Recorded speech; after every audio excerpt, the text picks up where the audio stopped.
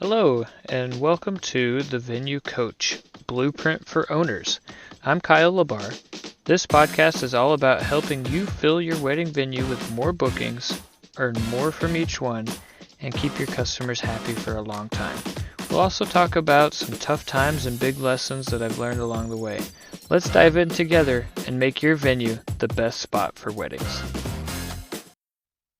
Hey everyone, welcome to another episode of The Venue Coach. My name is Kyle Labar, and today I wanted to talk about a horror story with one of the managers that I was coaching. And I'll start at the end and I'll go back to the beginning, and just to give a little bit of context. So we didn't find out about what was happening really until we got feedback from a couple that had toured that eventually didn't book, and then we also had a recording done. We had sent a secret shopper, if you will, a secret tourer who went in and recorded the tour for us, so that way we could actually hear what was going on. And so that is one of the requirements that I have for all of my coaching clients, is that we record tours so we can listen to everything. But this particular manager just wasn't doing it, and so we had to get to the bottom of what was going on. And we sent somebody in, and we got the tour recorded, and it confirmed all of our suspicions. And so what now let's go back to the beginning. What I teach my clients is that whether it's a manager or an owner, it doesn't matter. Whoever's doing the tour, the way we present ourselves on the tour is what matters. So in sales, we are not the hero. We are the guide. We are the Yoda. We are the fairy godmother. And that's actually the analogy that I like to make. And so we're not the hero. We're not the main character. This is not our story. It's the story of the couple that comes in the door. And so with the fairy godmother in the story of Cinderella, how much do we know about her personal life?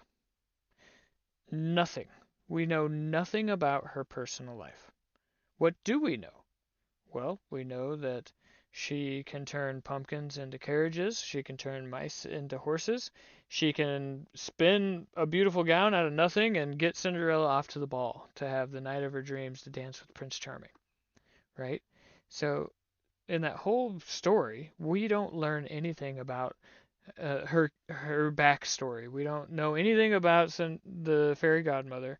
We don't know anything about her family, her husband, or her partner, or her kids, or 17 cats, or whatever it is.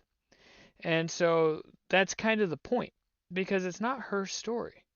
And so this particular manager was forgetting that and not applying that principle. So she would go off on tangents just left and right, talking about one instant on the recording. Actually, she talked about her dog biting her grandson, and another how not related to anything. And I have to caveat with that. She wasn't building rapport. It was just talking about these odd stories that had nothing to do with the topic at hand. And she wasn't keeping it professional, and she wasn't keeping it on course. So she was derailing the actual conversation, and the couples would have to rein her back in to try and push things along. And that also caused the tours to go long. And then it was clear that she wasn't focused on the goal. And what the goal of the tour is to help these couples make a decision around where they're going to have one of the biggest days of their life. That's the goal. And so we are the guide. We're helping guide them to the decision that we know that they should make. And the decision that they should make is that they should book with us, because we know that we're going to be that fairy godparent for them, and we're going to take care of them and make sure that they have the best day ever. And but the other thing that is applicable to the story is Cinderella didn't know this about the fairy godmother. she had to learn and she had to be shown and taught what they can do.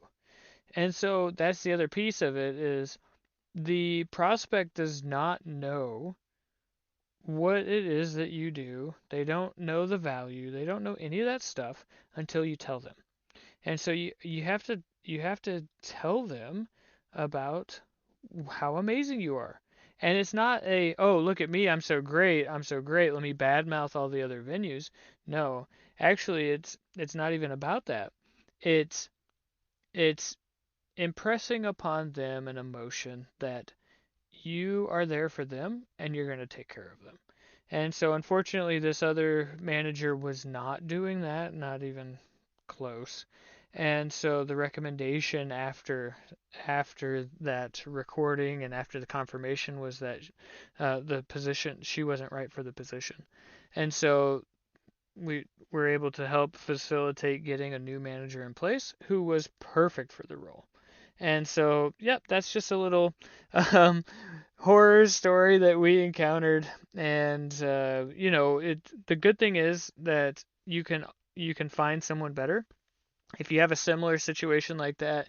If you're thinking that, I don't know if my manager is the best suited for this job, how am I ever going to find somebody who can do it like me? Well, that's the great thing is that there are people out there who can do it just as good or better than you, who will care for it, will take care of your clients, and will really do right by you. And just to put it in perspective, this particular manager was costing the venue about $1,500 a day in missed opportunities, in real business loss. So some clients actually canceled and said, keep the deposit, whatever. We understand we're not getting that refunded, but I don't want to have anything to do with your venue. Like real damaging stuff. And so that was just an estimate on the cost. So wages paid obviously was a waste, and missed opportunities, lost deals. She was writing contracts wrong. Like it was just a really bad situation. And so hopefully this is a good this episode is really helpful for you if you're thinking about a manager who might be similar to that, or you're kind of hearing or you have your suspicions. I would say that you're better off trying to find somebody else who is actually right for the position. And so I'd love to hear the types of backgrounds that venue owners who with managers have that they've found that really work well. We we set goals and targets for 50%, at least 50% conversion, and a minimum threshold of bookings each month.